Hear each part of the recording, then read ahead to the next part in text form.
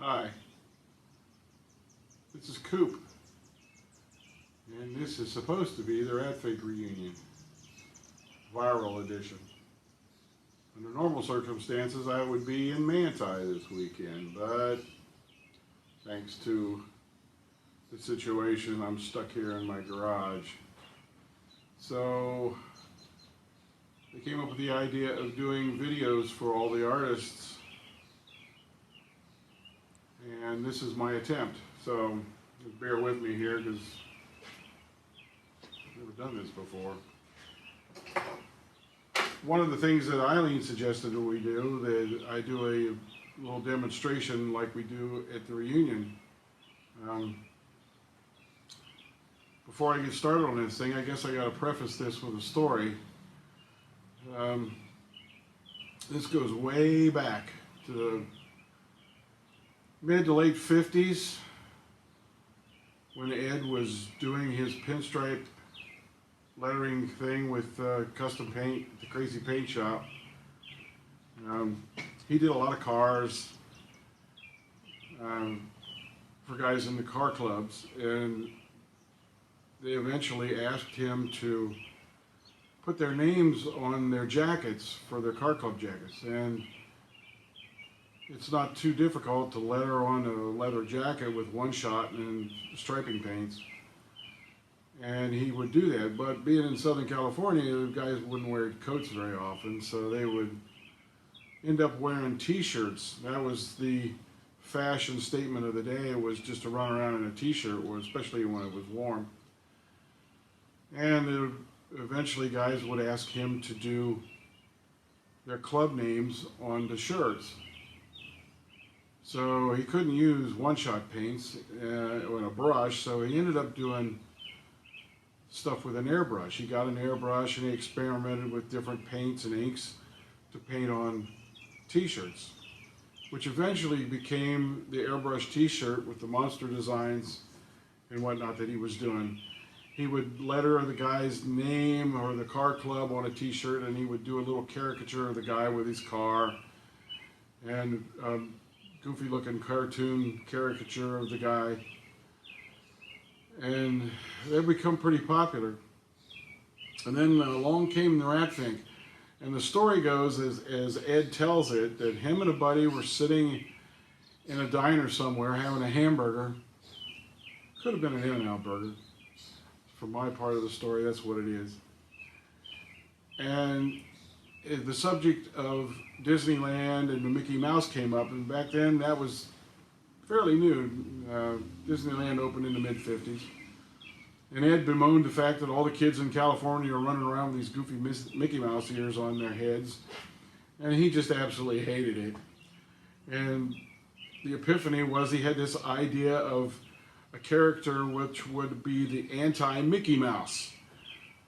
And he grabbed one of the napkins and a pencil and sketched out the drawing of a Rat Fink, which is basically the design we still have today. It's been refined and cleaned up a bit, but it's still the same basic design that he did that night.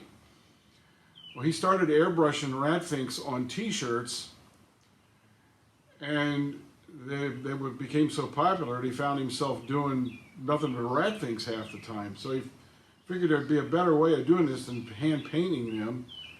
So he got the idea of silk screening the Rat Fink design onto a t-shirt.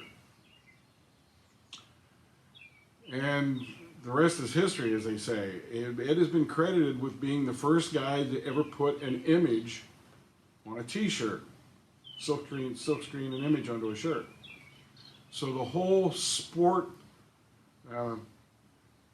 apparel industry was basically his idea. The Rat Fink has grown to be an enormous thing, but the cool thing about it is you can still get the original Rat Fink design from Mrs. Roth, and it is basically the same design that was originally put on the shirt. So not only did Ed create the printed image on a t-shirt, the Rat Fink was actually the first thing to ever be printed onto a t-shirt. So you gotta get yourself a Rat Fink shirt and wear it proudly, because it is a huge piece of American history.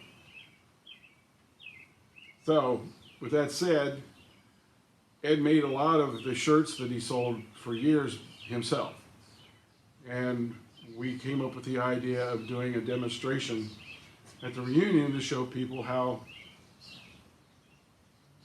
shirts are printed.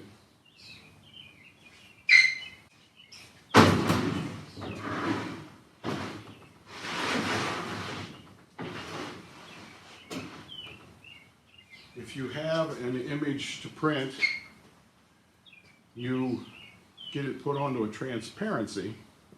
Excuse me a minute. You got to get a couple clamps.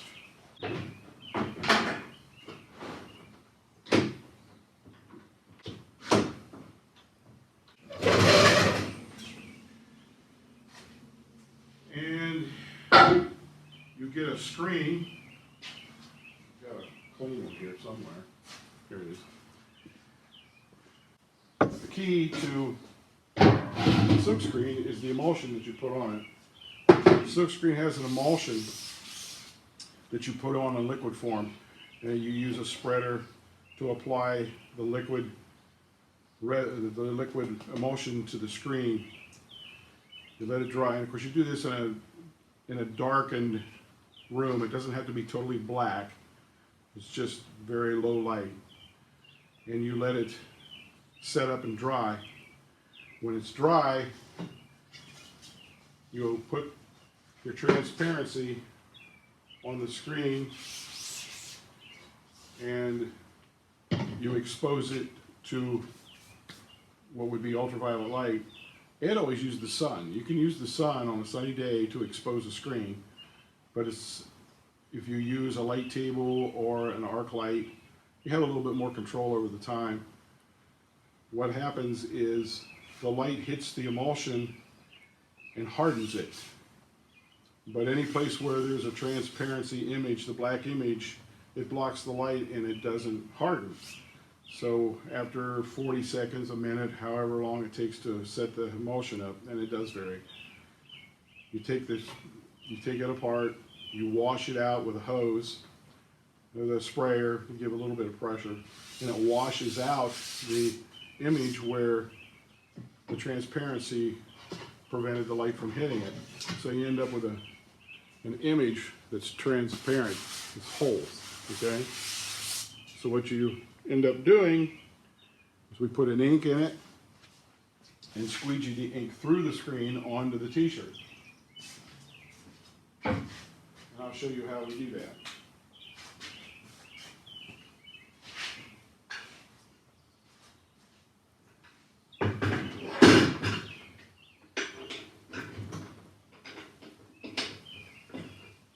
For a number of years now, at the reunion, we do a demonstration on printing t-shirts.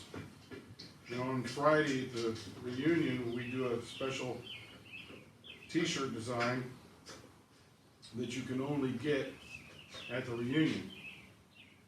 And you put it in your screen machine, you line it up with the plenum, center it, get it where you want it, get the pressure correct. It has to have an offset. You can't be contacting flat with the t-shirt, otherwise it's going to stick. Anyway, we do a different design every year that you can only get if you're at the reunion. We print those shirts for a couple of hours on a Friday, and if you're at the reunion, you can come and get a special shirt similar to the one that I'm wearing now. This is the shirt we did last year. Okay, so you want to get it straight.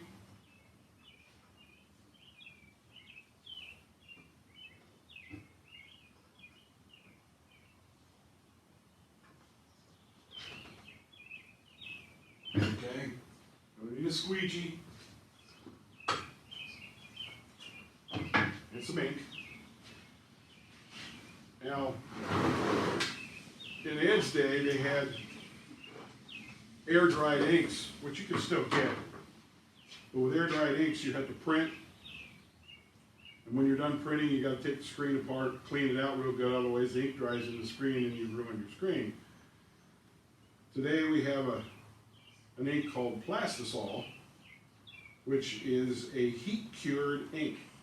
You can leave the ink in the screen for quite a long time, I mean days, weeks, even months, without it hardening up. It takes heat to cure it. So if you take the screen, clean most of the ink out of it, leave it sit in a cool place, it would last for a long time. Okay, I need to go get a shirt.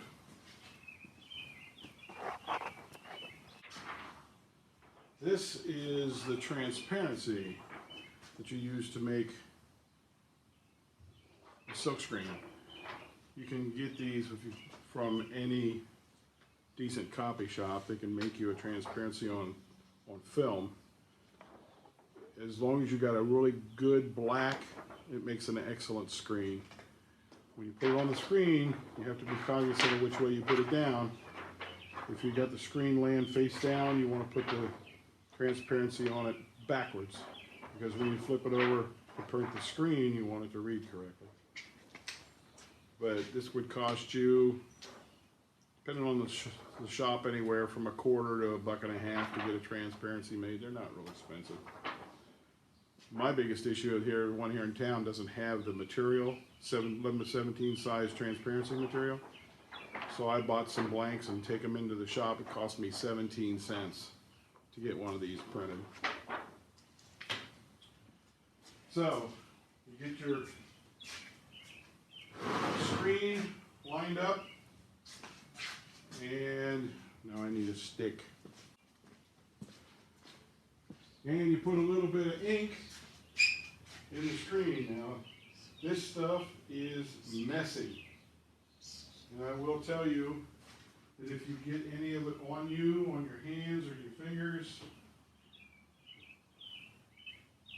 you want to get it off, because it'll spread around a lot worse than a COVID germ. You get it on your fingers, it doesn't dry. So even if you wipe it on your pants or your shirt, you put it in the dryer or the washing machine, it gets all over everything in the washing machine or in the dryer, because it doesn't harden. So if you get it on a pair of pants or clothes, run them through the dryer and get them hot, cure the ink so it doesn't spread. If you get it on your hands, wipe it off real quick. Mineral spirits, a chemical agent of some kind.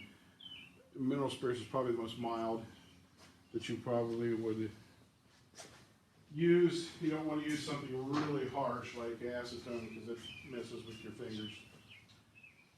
So once you get that done, I'm going to clean this up a little bit here. Because again, if you're handling the t-shirt and you've got ink on your fingers and you get prints all over your finished product, you don't want that either. See? Ink. Don't want the ink.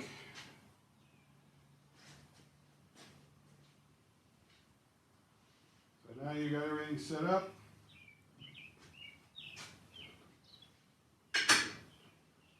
Take your t-shirt, put it over the plenum. This is one of the green shirts we had left over from last year. You center the shirt on the plenum. Get your image in the proper place. Spread a little ink over the screen. Flood the screen, as they say, and give it a good pass with the squeegee.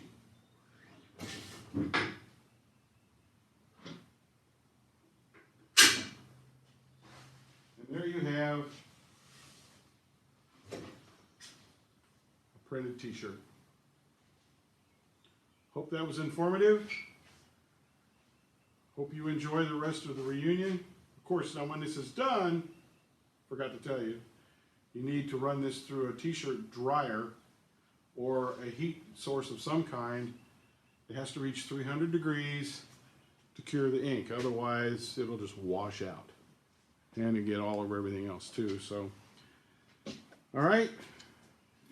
Now, next year, I had an artwork that was to be used for this year's reunion, and I'm probably going to save it till next year. So if you want one of these limited edition special t-shirts from the reunion, get there on Friday next year and you can get one.